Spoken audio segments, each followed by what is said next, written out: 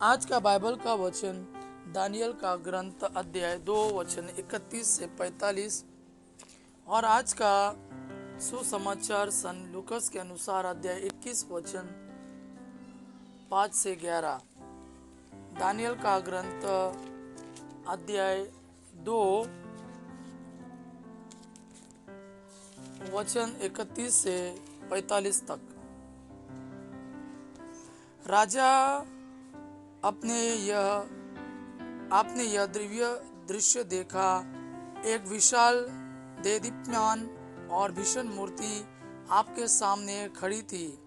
उस मूर्ति का सिर सोने का था, उसकी छाती और भुजाएं चांदी की थी, उसका पेट और कमर पीतल की, उसकी जांघें लोहे की और उसके पैर अंशत लोहे के और अंशत मिट्टी के थे।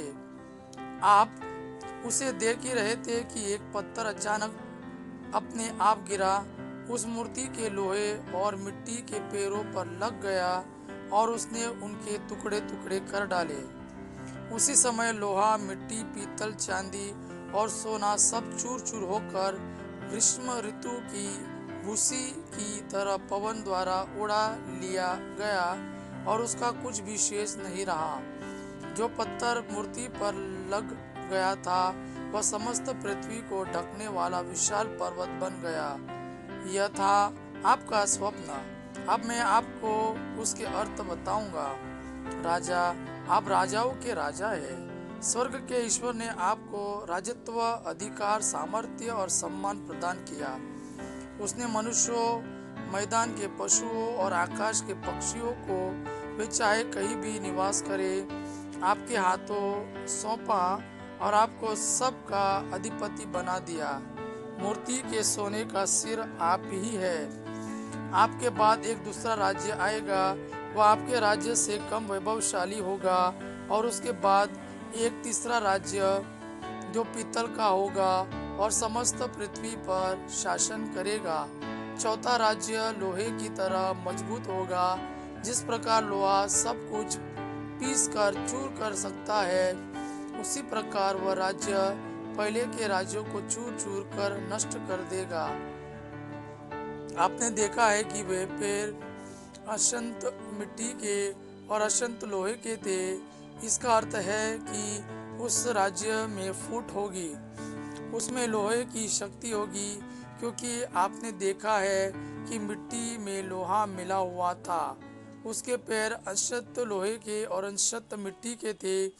इसका अर्थ यह है कि उस राज्य का एक भाग शक्तिशाली और एक भाग दुर्बल होगा। आपने देखा है कि लोहा मिट्टी से मिला हुआ था। इसका अर्थ है कि विवाह संबंध द्वारा राज्य के भागों को मिलाने का प्रयत्न किया जाएगा, किंतु वे एक नहीं हो जाएंगे, जिस तरह लोहा मिट्टी से एक नहीं हो सकता है। इन राज्यों के समय स्वर्ग का ईश्वर एक ऐसे राज्य की स्थापना करेगा जो अनंत काल तक नष्ट नहीं होगा और जो दूसरे राष्ट्रों के हाथ नहीं जाएगा। वह इन राज्यों को चूर चूर कर नष्ट कर देगा और सदा बना रहेगा। आपने देखा है कि अपने आप पर्वत पर से एक पत्थर गिर गया और उसने लोहा, पीतल, मिट्टी, चांदी और सोने को चूर चूर कर दिया है। महान ईश्वर ने राजा को सूचित किया है कि इस भविष्य में क्या होने वाला है। यह स्वप्न सच्चा है और इसकी व्याख्या विश्वसनीय है। आज का सुसमाचार सन लूकस के अनुसार अध्याय 21 वचन 5 से 11। कुछ लोग मंदिर के विषय में कह रहे थे कि वह सुंदर पत्रों और मनोती के उपहारों से सजा है। इस पर ईसा ने कहा, वे दिन आ रहे हैं जब जो कुछ तुम देख रहे हो उसका एक पत्थर भी दूसरे पत्थर पर नहीं पड़ा रहेगा, सब ढा दिया जाएगा। उन्होंने ईसा से पूछा, गुरुवर, यह सब कब होगा और किस चिन्ह से पता चलेगा कि यह पूरा होने को है? उन्होंने उत्तर दिया, सावधान रहो, तुम्हें कोई नहीं बहकाए, क्योंकि बहुत से लोग मेरा नाम लेकर आएंगे और कहेंगे, मैं वही हूँ और वह समय आ गया है। उनके अनुयायी नहीं बनोगे। जब तुम युद्धों और क्रांतियों की चर्चा सुनोगे तो मत घबराना।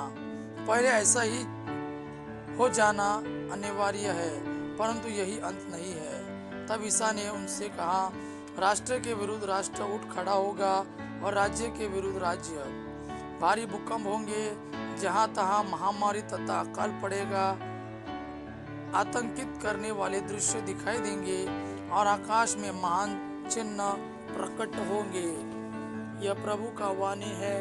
प्रभु को धन्यवाद। अबा पिता की महिमा और पुत्र यीशु का प्रेम आप पर सदा सर्वदा बना रहे। आमीन।